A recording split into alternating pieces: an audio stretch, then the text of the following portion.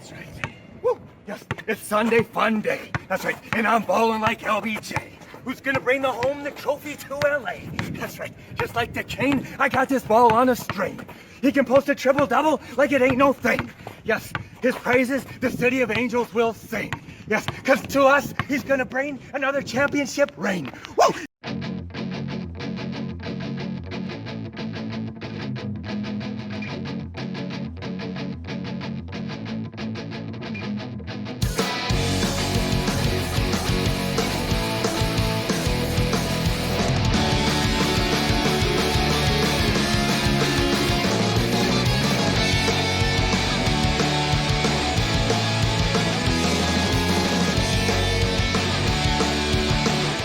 Hey, what's up, everybody? It's Kevin Perkins here from the Social Nostra.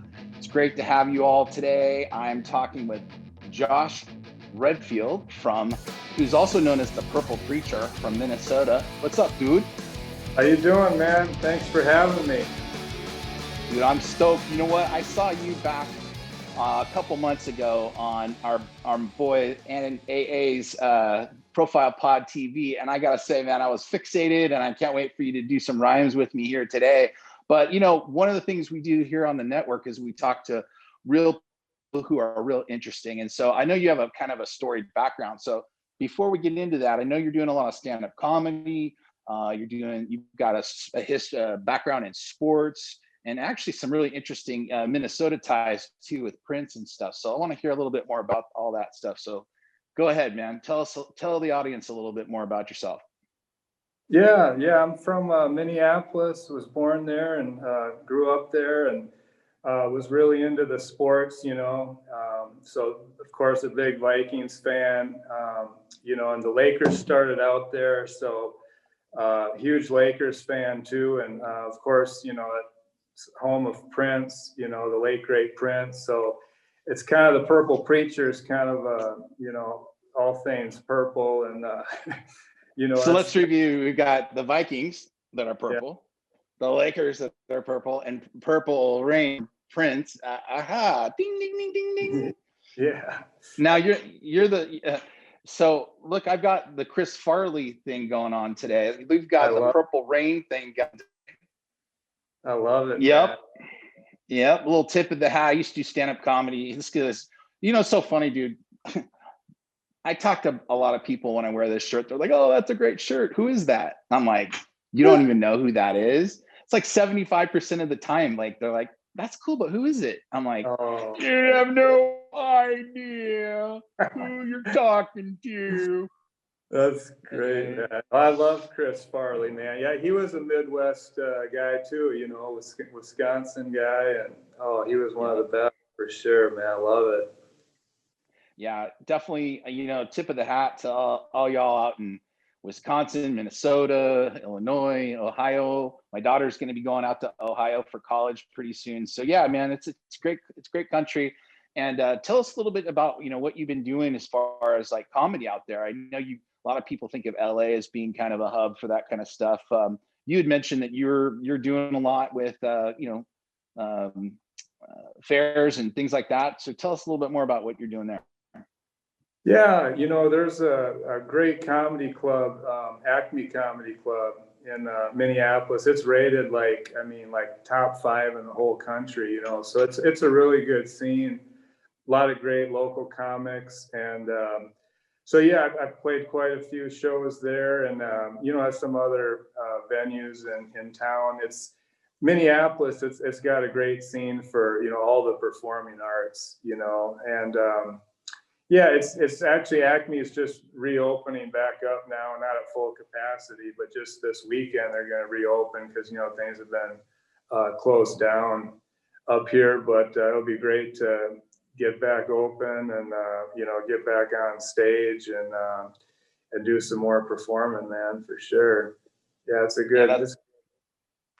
That's awesome because you're also talking about besides the kind of art scene for the cultural scene out there too, like obviously Purple Rain, Prince is out there now. You had told me something offline that I was kind of shocked, but I guess your dad was a preacher and you guys were all part of the same church at one point and stuff like that. Yeah, I'm the son of a preacher man, and he's still preaching. I'm actually a licensed minister myself, but yeah, there was a church I worked at probably for over a dozen years maybe in South Minneapolis, and it happened to be Park Avenue United Methodist. It was actually the church that Prince grew up in, and he had his first wedding there actually too, right at the church. And Do you remember which one was that to? oh boy, I gotta remember. I should remember that, but Not a Sheila E. or anybody like that. No, that no, was. no. But yeah, no. Prince was great, man. I never actually came face to face with him because, well, Prince was pretty short, so he only came up to about my chest. But I did talk to him one time. He didn't talk back. He just walked away in his high heels. But we love him. Oh my gosh, it's totally funny to hear like a real life story about that guy, because that you hear those kinds of stories about who he is or whatever, you can never verify until you talk to somebody who experienced the shun, who was Yeah. Anyways, it's kind Oh of yeah, funny. no, it's great. I mean, First Avenue is just a great club. Talking about the Minneapolis scene and the venues for music and comedy and everything. First Ave, where Prince was filmed at, is a great club for sure. And yeah, I mean, I grew up like he had a club too called Glam Slam back in the day. And so, I mean, I remember at First Ave, they had like, from the time I was like 16, they had a 16 and up night, like on Sunday nights there, and go dancing there. And then Glam Slam is the other club. That they had like an 18 and up night on a Thursday night, I remember. So it was a lot of good memories there, man, in Minneapolis. That was back in the day when like, Carmen Electra got her start there, and with Prince in Minneapolis too. A lot of history there for sure. Yeah, definitely. That sounds amazing. Now, you had mentioned that he came up to here. So I know that you're, having seen some of your videos, you're pretty tall. So you're a natural, basketball player. Tell us a little bit about your, here on the net, view lifestyles, activity, sports, things like that, guy stuff. Tell us a little bit about your background in basketball. It's pretty rare Yeah. nowadays for people to have semi-successful career, even in the college and stuff. And so I think it's important to kind of highlight that. So tell us a little bit about that. Yeah, I'm 6'2", and Prince was about 5'2", but he wore those high heels. But before I talk about myself, Prince actually he could ball too. Actually, he played high school ball at the old Minneapolis Central High School, and he wasn't too bad. You probably saw the Chappelle skit. Oh, Yeah, yeah, that was but good. yeah, no, yeah. So I played basketball in college at North Central, which is right downtown, North Central University, downtown Minneapolis, and that was Division III. But it was, competitive. Like we had Augsburg, who we played right there in Minneapolis, which another D3 school that's where Devin George, who was a starter for the Lakers, for many years with Kobe and Shaq, and won championships with those guys. He played at Augsburg, so there's a lot of great talent in Minneapolis there for sure. And after college, I had a few. I was chasing my hoop dreams. I had a few pro tryouts. Mostly semi-pro type stuff, but did have one tryout with the hometown team, the Timberwolves. But that was actually just for like the hoop troop, it was called. The guys that jump off the trampolines and dunk, during the halftime shows and whatnot. And I didn't make that team because I could dunk without a trampoline, and I couldn't jump off the tramp and do like flips and stuff because, well, I'm a basketball player. I'm not an acrobat. Yeah. But yeah, no, it's the hoop dreams ended basically when I ruptured both my Achilles tendons, and kind of takes away your hops and your quickness. I came back from one, but then after I blew up on the other leg, I was actually in a tryout with Minnesota Blizzard's team, semi-pro team, and that was actually at Central, the old Central High School, Prince's old high school, where that happened. But yeah, so you didn't do it at the same time. This was one Achilles than the other kind of thing. Yeah. So that was hard. Dying. Those hoop dreams dying. So then I was looking for something else to kind of take the place of that, adrenaline rush you get from competing at a high level and whatnot. Eventually, comedy and entertainment was something that I walked into. And well, Josh, before you talk about that, I want to just kind of focus on the Achilles thing, because I've heard that is a really super painful injury to get. Is it basically like pop and then you're just like you can't walk kind of thing and you're just hobbling around? Oh my God, that sounds terrible, dude. And so like how do you even recoup, like what's the recovery and that, like what do you have to do to make that get better? Do you have to have a surgery? Is it just therapy? Like tell us more about that. And you did it twice too, man. Yeah.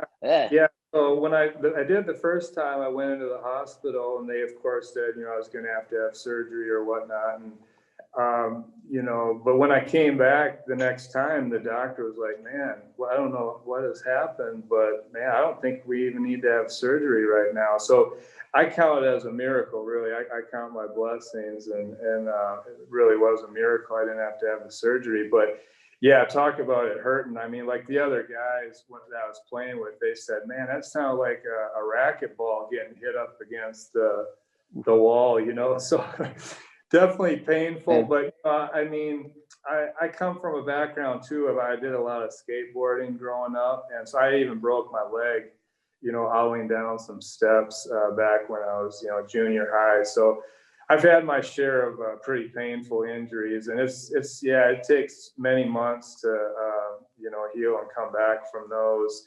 And now I'm still playing a little ball now too, though. I'm not gonna ever give up. I'm gonna play as long as I can, even if it's just for fun now, of course. But I mean, you're not launching for dunks and stuff, are you? Or does that heal up enough?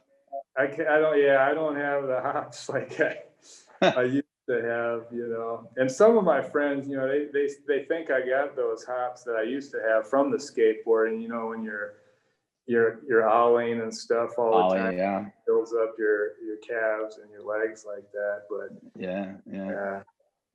So naturally things progress, and you said you got kind of into comedy.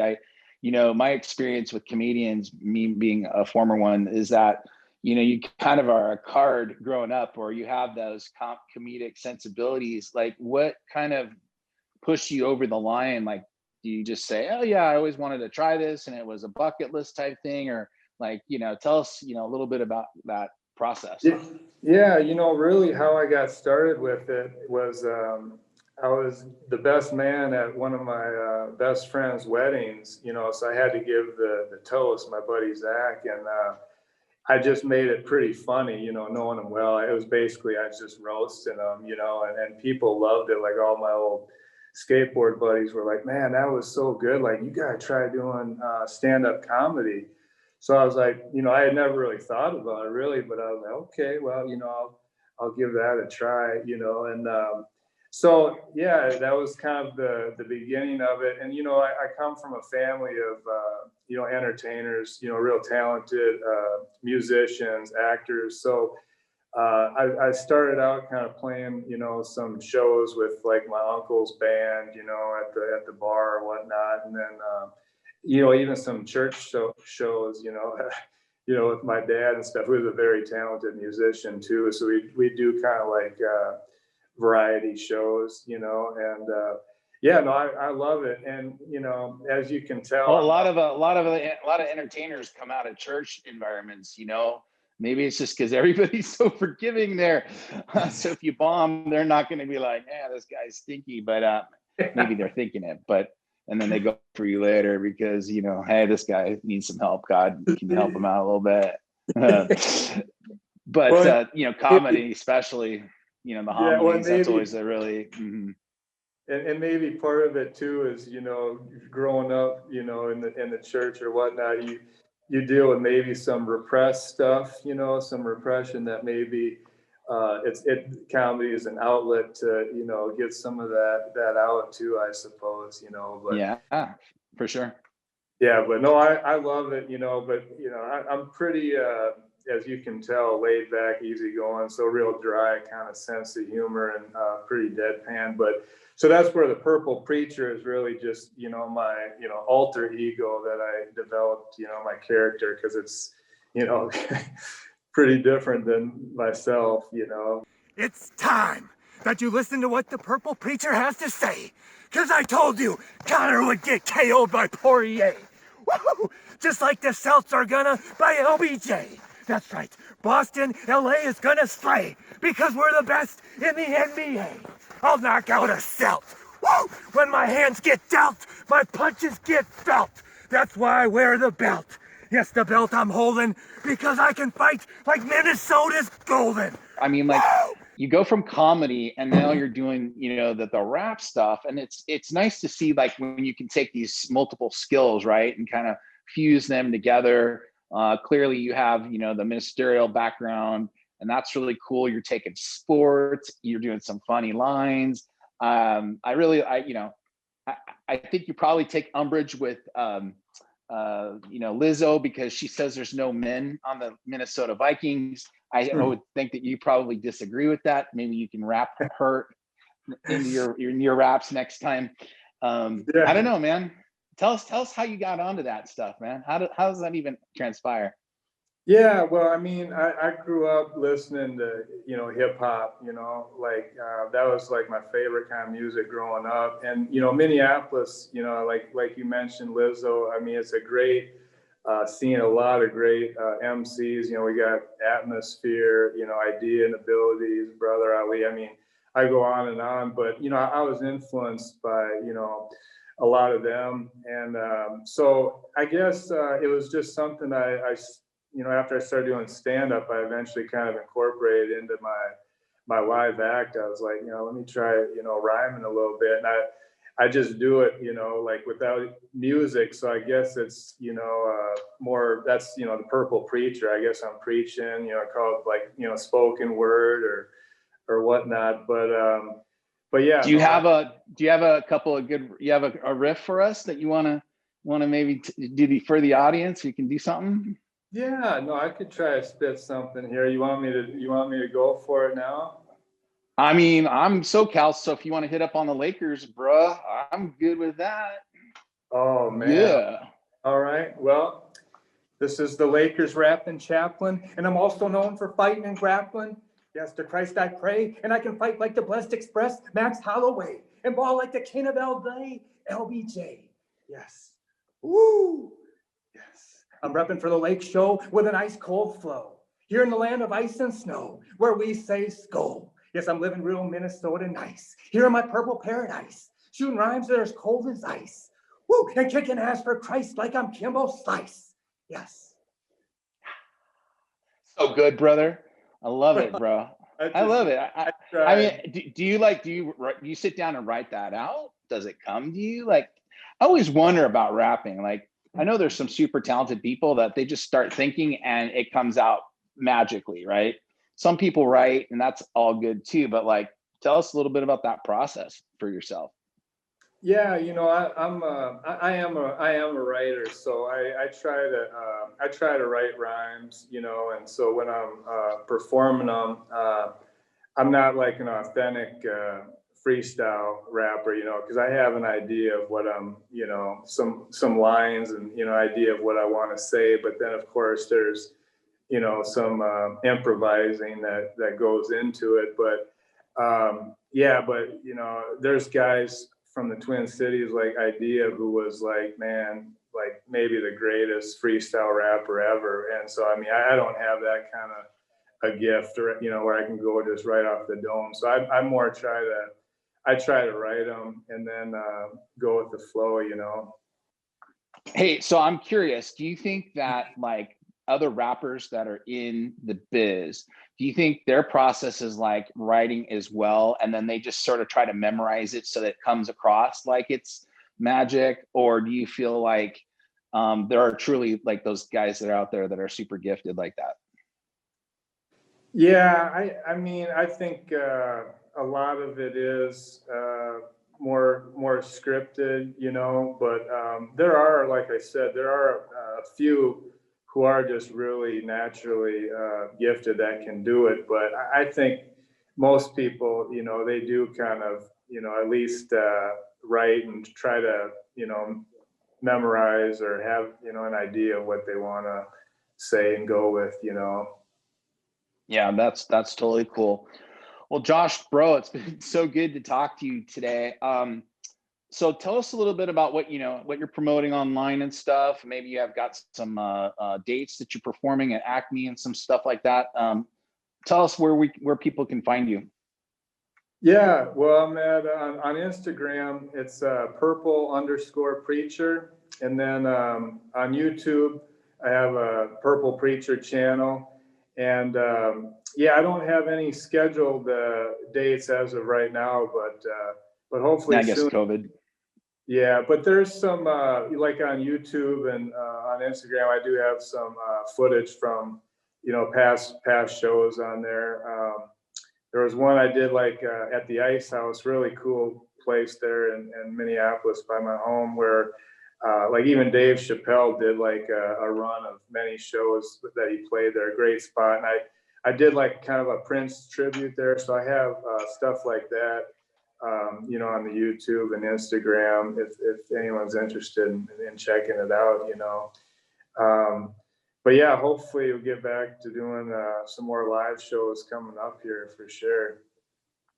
Yeah, I mean, I hope things kind of open up soon for everybody, not only for the people who are seeking some levity and get some more comedy out there. Out here, you know, we're kind of blessed with nicer weather, so we're doing a lot of like you know, group car kind of like drive-in type stuff. It's okay, I guess, but I mean, it's not like being in a club, right? It's not like that environment. But anyway, all right, man. Well, Josh, it's been awesome to talk to you.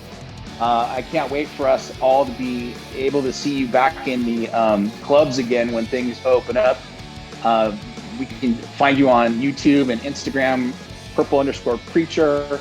And bro, just take us out of here, man, with a good riff, something positive, something we can all just, yeah, let's go.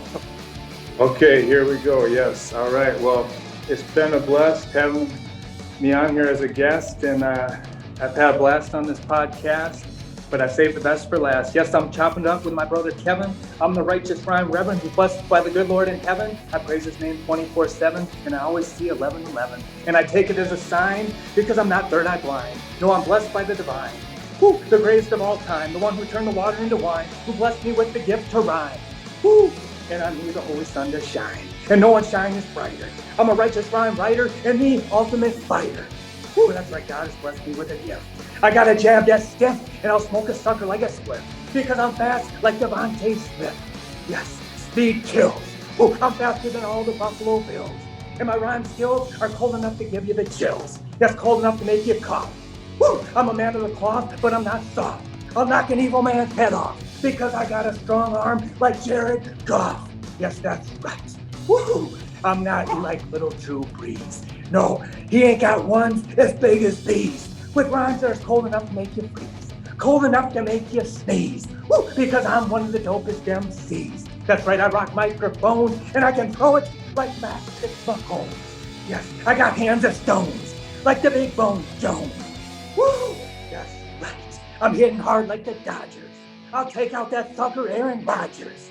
Woo, that's right, he couldn't do me no harm, because I got a bigger arm than him or that Jake from State Farm. Woo! Woo! Josh, bruh. Yes. Well, brother, thank you so much, and we'll catch you all on the rebound. Take care. Thanks, brother. Thanks for having me, man. Peace. Peace.